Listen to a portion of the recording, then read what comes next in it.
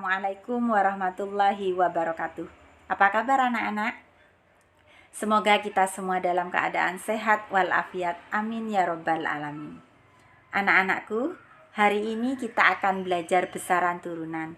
Tujuan pembelajaran kita hari ini yang pertama, kita akan belajar cara mengukur luas daun. Yang kedua, cara mengukur massa, volume, dan massa jenis zat. Nah, langsung saja ya. Silakan klik tautan ini untuk mempelajari cara menghitung luas daun. Bu Evin klik, silakan kalian simak baik-baik video YouTube yang Bu Evin share ini.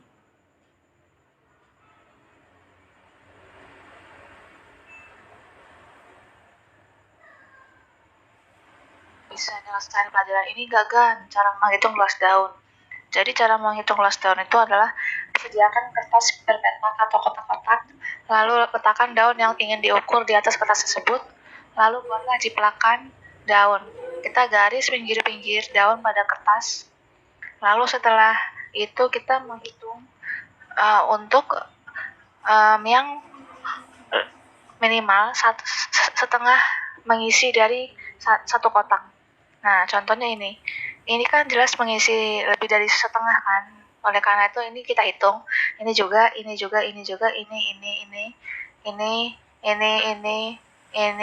ini.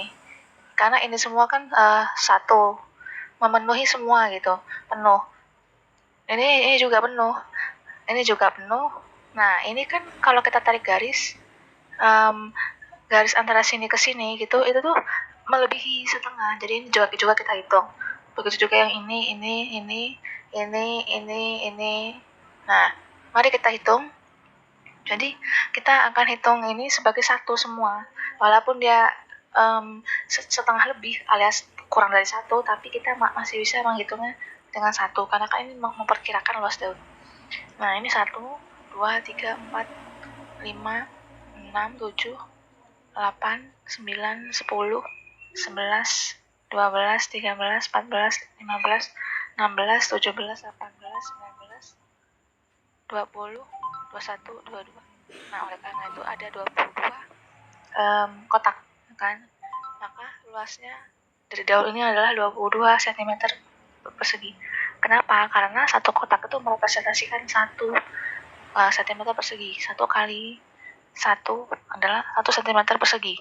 Oleh karena itu, karena ada 22 kotak, maka luas daun adalah 22 cm persegi. Demikian, semoga membantu.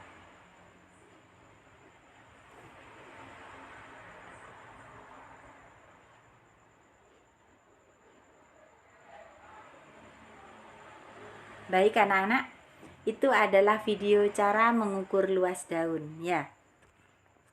Kemudian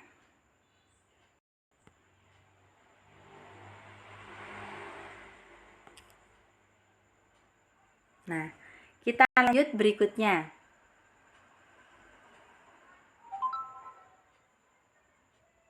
Kita lanjut berikutnya ya.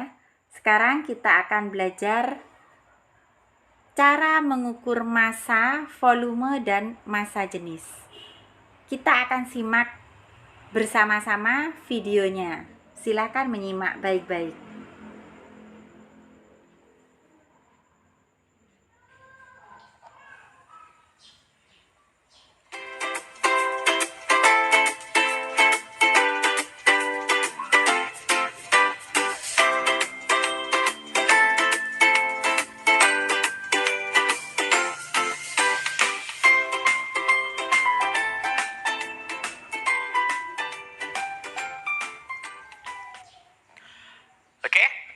Assalamualaikum warahmatullahi wabarakatuh. Kita ketemu lagi. Ini video ketiga yang berkaitan sama besaran dan satuan, materi IPA kelas 7 awal semester 1. Nah, pada video sebelumnya kita udah belajar tentang jenis-jenis besaran dan satuan. Lalu kemudian pada video kedua kita belajar tentang gimana cara mengukur panjang menggunakan jangka sorong dan micrometer stroke. Kemudian kita juga di video kedua belajar gimana cara membaca stopwatch analog, stopwatch yang pakai jarum. Nah, sekarang di video ini kita akan ngebahas masih besaran pokok, yaitu massa, gimana cara ngukur massa pakai neraca, namanya nanti neraca Ohaus nama alatnya. Terus kemudian kita juga akan bahas gimana cara menentukan volume dan massa jenis. Volume dan massa jenis itu nanti adalah besaran turunan. Oke? Langsung kita mulai aja. Massa. Massa kalau dalam kehidupan kita sehari-hari kita menyebutnya berat. Meskipun kalau dalam ilmu fisika, massa dan berat itu adalah dua hal yang berbeda. Tapi kalau dalam kehidupan sehari-hari, massa ini itu sama seperti berat yang kita bilang dalam kehidupan sehari-hari. Yang satuannya adalah kilogram. Oke? Mau beli mangga misalkan, maka kita bilang berat mangganya misalkan 1 kilo. Di fisika, yang kilogram itu adalah satuan untuk massa. Alat ukurnya standarnya kita gunakan timbangan atau neraca. Nah, satuan standarnya adalah kilogram. Kalau kita lihat tangga konversi satuan seperti halnya panjang, oke? Kilogram itu tengah-tengahnya adalah gram. Jadi kita bisa mulai dari gram.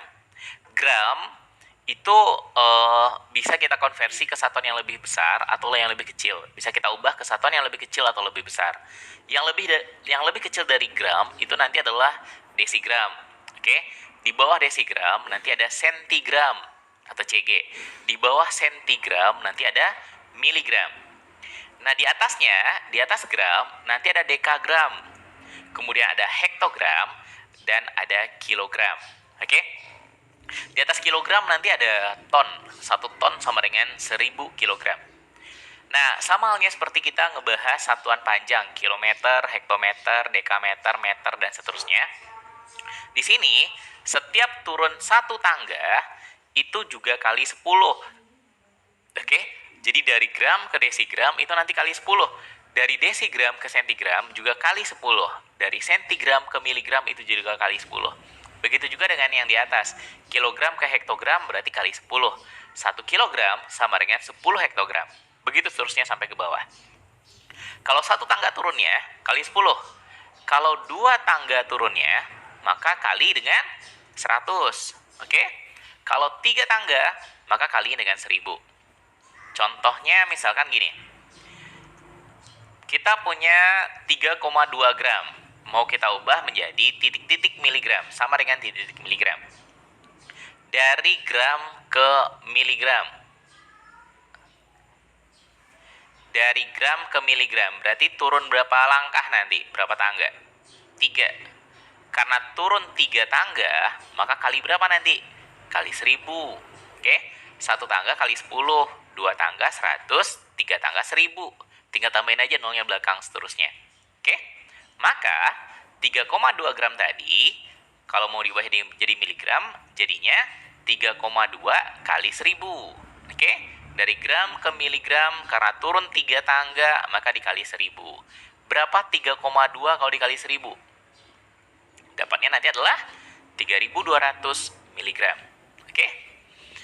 Contoh berikutnya misalkan 0,5 hektogram. Ini hektogram. Kita bedakan warnanya pakai warna hijau. Dari hektogram mau diubah ke gram. Coba dari hektogram ke gram. Berapa tangga turunnya? 1, 2. Karena turun 2 tangga, maka kita kali sama 100. Oke? Sehingga jadinya 0,5 hektogram sama dengan 0,5 kali 100. Dan jawaban akhirnya adalah 50 gram. 0,5 kali 100 sama aja dengan setengah 1/2 kali 100. Setengah dari 100 adalah 50. Oke, ini kalau turun.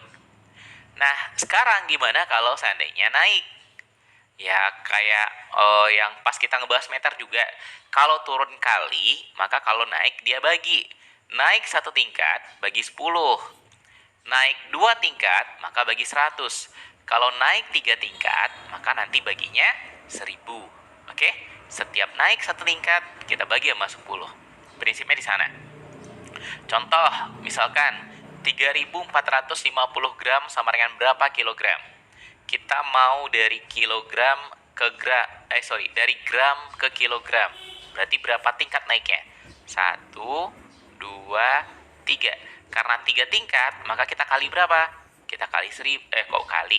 Kita bagi 1000. naik bagi 1000. Oke, sehingga 3.450 gram sama aja dengan 3.450 dibagi 1000 kilogram. Oke, gram kalau mau dibagi di kilogram kita bagi 1000. Dan ini kalau dibagi 1000 maka dapatnya 3,45. Oke, bagi aja kalau seandainya ada yang ragu-ragu baginya. 3,45 kilogram, 3.450 dibagi 1000. Kalau kita bagi dengan angka 100, 1000, dan seterusnya, kita hanya perlu mengubah koma. Oke? 3.450 dibagi 1000. Ada 0 di atas, ada 0 di bawah. 0-nya boleh kita coret. Oke?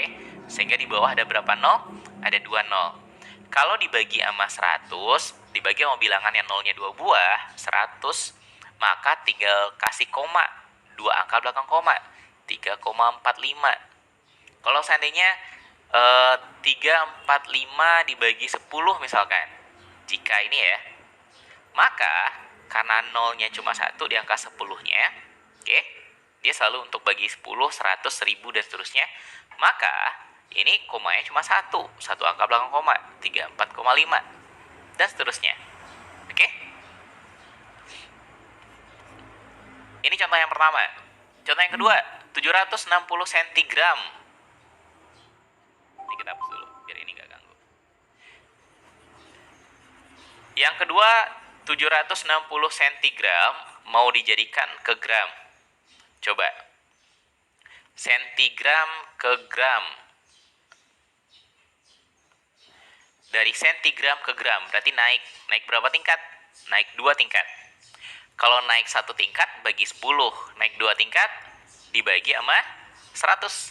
Sehingga jadinya 760 centigram sama dengan 760 dibagi 100 gram. Maka dapatnya adalah 7,6 gram. Oke? Ini cara mengubah satuan-satuan pada massa. Kalau dia turun, kita kali 10 setiap turun 1 tangga. Kalau dia naik, kita bagi sama 10 setiap naik 1 tangga. Kalau 2 tangga jadi 100, kalau 3 tangga jadi 1000. Oke? Nah, massa ini itu punya alat ukur yang kita sebut sebagai neraca. Dan neraca yang sering ditanya itu adalah neraca Ohaus. Oke? Neraca itu punya prinsip keseimbangan. Jadi dia harus seimbang baru pembacaannya itu benar. Ini gambar neraca Ohaus. Ada beberapa bagian penting yang harus kita ketahui pada neraca Ohaus ini, biar nanti kalian bisa melakukan pengukuran massa sendiri. Yang pertama, yang ini. Ini yang berbentuk mangkok, ini adalah wadahnya beban. Jadi beban yang mau kita ukur massanya, kita taruh di sini. Lalu kemudian yang ada angka-angkanya ini kita sebut sebagai lengannya neraca. Ini yang akan menunjukkan berapa massa beban yang kita timbang. Oke, lengan neraca. Kalau neraca yang ini itu punya 4 lengan. Oke, paling belakang nanti ada 4 baris. 1, 2, 3, 4. Ada 4 baris kalau yang ini, 4 lengan. Terus kemudian ini namanya garis keseimbangan. Ini kan ada garis putih nih. Oke, garis putih yang di kiri ini dengan garis putih yang di kanannya, kalau pas kita nimbang, mereka harus dalam satu garis lurus, harus seimbang, harus sama tingginya. Oke, karena ini yang akan menunjuk apakah sama berat beban yang di sini, massa beban yang di sini dengan massa pemberat yang ada di lengan neraca. Oke? Terus yang ini, yang di belakang ini itu disebut dengan tombol kalibrasi. Jadi ketika bacaannya dirasa kurang pas, dia harus, sebelum kita mulai nimbang, dia harus kita paskan dulu semua. Ini namanya pemberat. Semua pemberatnya harus ditaruh di kiri dulu, di semua angka 0 yang ada di kiri. Oke? Dan ketika dia ditaruh di kiri, ini harus sama. Harus diajar antara garis keseimbangan yang di sini dengan garis angka 0 yang di sana. Nah, kalau ternyata nggak seimbang, maka kita atur, kita ubah-ubah dengan memutar-mutar tombol kalibrasi ini. Nanti dia bisa naik, bisa turun. Oke? Sesuai dengan arah putarnya.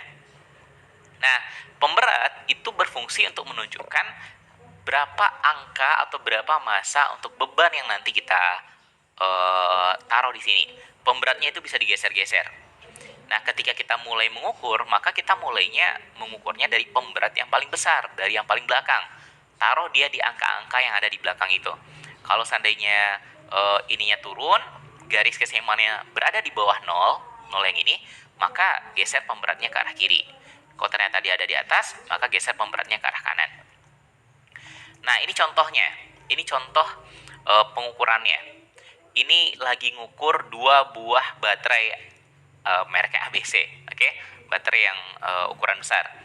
Terus setelah diatur-atur, dia dapat seimbang pada angka-angka seperti ini. Oke, pada angka-angka ini. Kita punya 4 buah lengan nanti, 4 buah beban, 4 buah pemberat. Yang besar, yang kedua, yang ketiga, dan yang kecil ini. Yang kecilnya cuma berada di angka 0. Oke, ini biar jelas, kita perbesar gambarnya. Nah, nih gambar yang udah jelasnya. Lihat, yang di belakang itu 100 angkanya. Yang di tengah-tengah 80, yang di depan 6, dan yang di paling depan itu ada di angka 0. Nah, angka yang ditunjukkan oleh neraca Ohaus adalah jumlah dari semuanya. Jadi kita tinggal jumlahkan saja semuanya. Dan lihat satuan di paling kanan. Ini 200 gram, ini 100 gram, ini 10 gram. Berarti semua angka ini itu punya satuan gram. 200 gram, 100 gram, dan 10 gram yang paling kanan itu berarti pembacaan maksimal angka paling tinggi untuk masing-masing lengan neraca. Oke? Kita hanya perlu membaca yang ini nih, dalam kotak-kotak ini. Berarti massa 2 baterai tadi, massa 2 buah baterai yang kita ukur, itu sama dengan 100 gram tambah 80 gram ditambah 6 gram, terus tambah sama 0. Yang terakhirnya angkanya 0. Kalau terakhirnya angkanya 0,1 atau 0,2, maka tambah lagi sama 0,1 atau 0,2. Tergantung posisi ininya. Oke? Pokoknya kita mengaturnya agar garis seimbang yang sebelah kanan itu sama, sejajar sama garis 0 yang paling kanan. Dan ini kalau dijumlahkan semua jadi berapa? 100 tambah 80, 180. Tambah 6, maka jadinya 186 gram. Inilah hasil baca neraca Ohaus untuk 2 baterai yang kita timbang. Oke? Mudah-mudahan paham cara menggunakannya. Ini pemberatnya tinggal digeser-geser nanti. Terus tinggal dicocokkan sama angka-angkanya. Pokoknya setiap angkanya harus pas ada di dalam kotak ini. Oke? Nah, sekarang kita ngebahas volume. Volume ini bukan besaran pokok lagi, ini adalah besaran turunan. Dan satuan standarnya volume adalah meter kubik. Dalam kehidupan sehari-hari, sebenarnya kita jarang menggunakan satuan meter kubik. Kecuali misalkan contohnya air PDAM, itu nanti satuannya meter kubik, berapa meter kubik yang udah dipakai. Tapi kalau kita beli bensin, kalian beli bensin misalkan di SPBU, nggak pernah misalkan beli mau bensin ini berapa, terus kita jawabnya 5 meter kubik.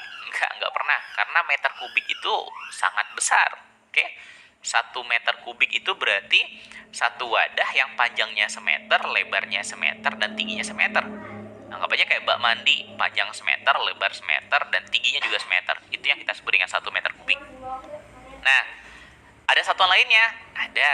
Ya, sama halnya seperti gram dan meter sebelumnya.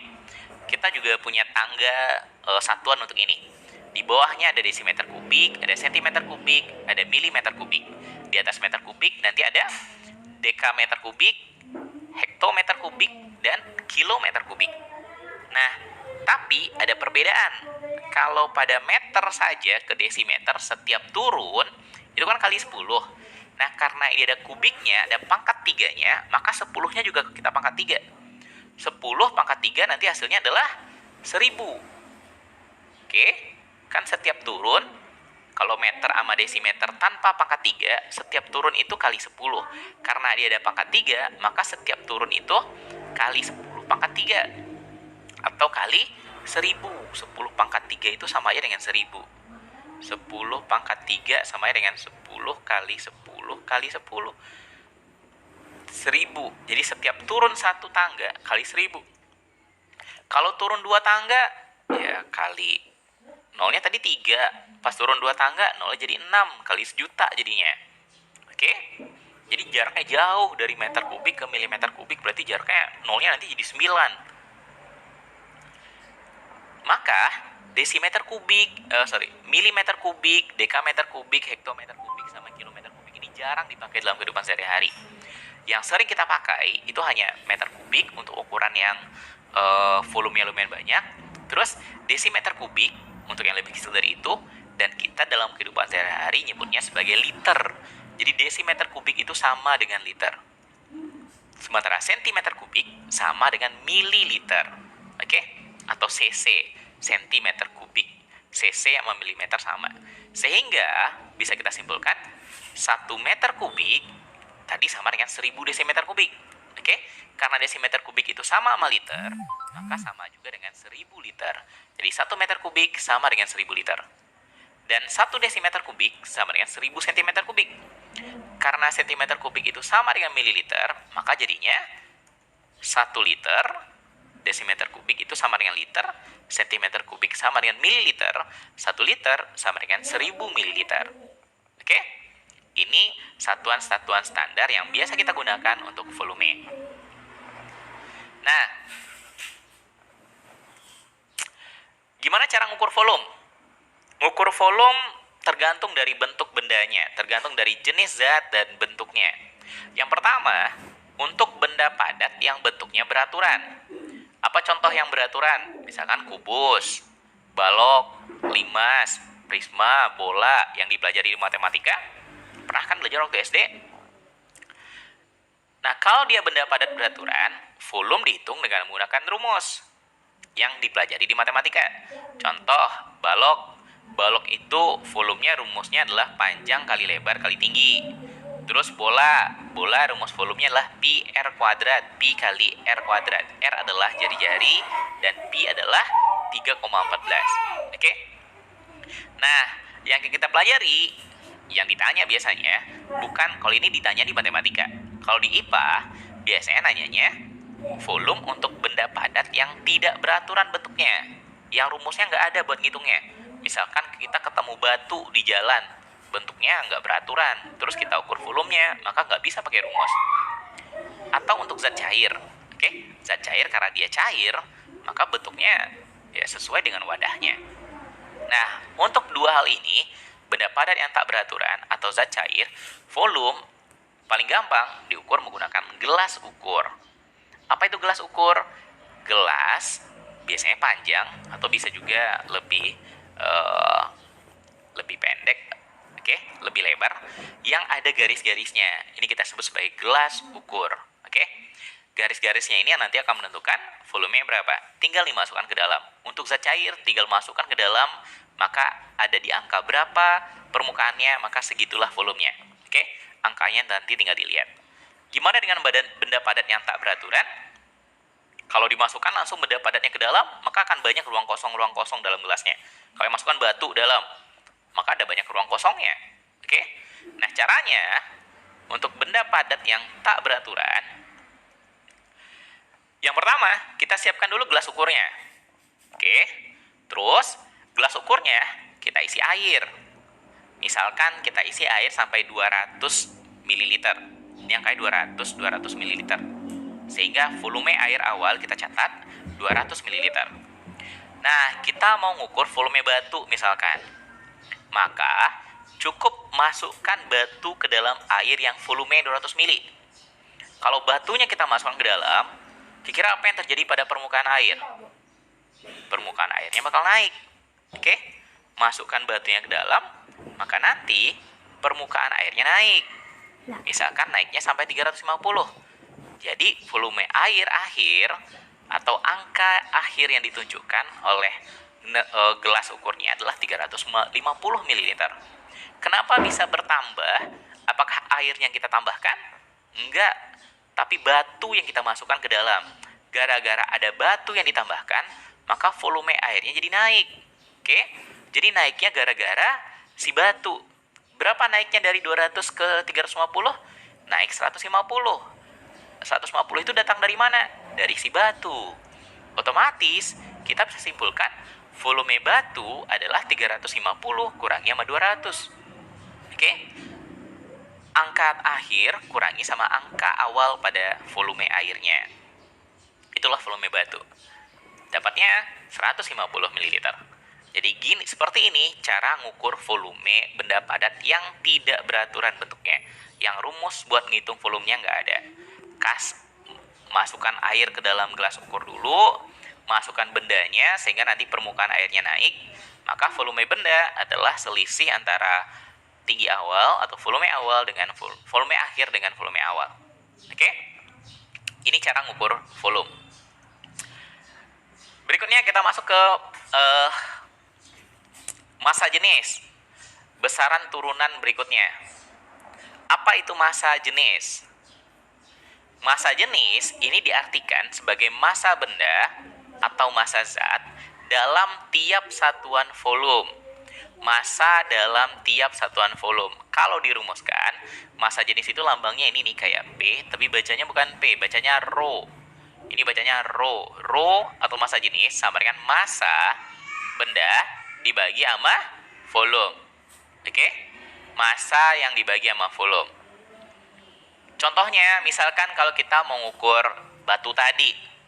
Ini batu yang tadi kita ukur volumenya, kita dapat volumenya berapa? 150 mili. Kenapa harus kita ukur volume? Ya karena rumus massa jenis itu massa per volume. Jadi kita butuh tahu berapa massanya dan kita harus tahu dulu berapa volumenya. Volume batu tadi udah kita ukur pakai gelas ukur berdasarkan kenaikan jumlah airnya, kenaikan angka airnya, maka volume batu tadi kita dapat 150 ml. Oke? Terus untuk mengukur massa, ya pakai neraca Ohaus yang tadi di awal. Tinggal taruh batunya di tempat beban, taruh batunya di sana, terus geser-geser pemberatnya agar nanti garis putih ini seimbang. Oke, segaris dia. Nah, misalkan kita dapat massa batunya 375 gram. Maka massa jenis batu sesuai dengan rumusnya massa per volume. Massa batu masukkan angka 375 gram. Volume batu berdasarkan pengukuran pada gelas ukur 150 ml. Sehingga massa jenisnya kalau dibagi ini dapatnya 2,5 gram per mililiter. Oke?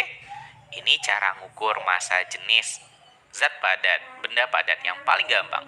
Ukur volumenya. Oke? Pakai gelas ukur, isi air dulu, masukkan bendanya ke dalam sehingga nanti airnya naik. Berapa selisih kenaikan air itu adalah volume bendanya. Terus hitung massanya pakai neraca Ohaus. Nanti kalau udah dapat massa dan volume, maka Rho sama dengan massa bagi volume. Oke? Kita cukupkan. Terima kasih. Maaf kalau agak kepanjangan videonya. Mudah-mudahan paham. Alhamdulillahirabbil alamin. Assalamualaikum warahmatullahi wabarakatuh. Waalaikumsalam warahmatullahi wabarakatuh. Nah, itu tadi penjelasan bagaimana cara pengukuran massa, volume, dan massa jenis.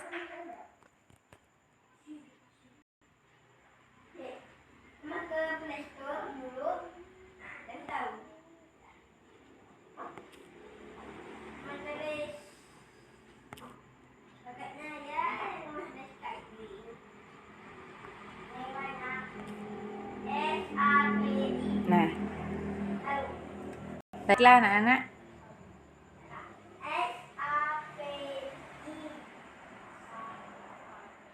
Demikian untuk pembelajaran pada pagi hari ini ya. Semoga ilmu yang kita pelajari menjadi ilmu yang barokah dan manfaat. Amin ya robbal alamin. Selalu menjaga protokol kesehatan dimanapun berada. Untuk hal yang ingin ditanyakan, silahkan kita berdiskusi di grup IPA kelas 7C. Bu Evin akhiri, Assalamualaikum warahmatullahi wabarakatuh.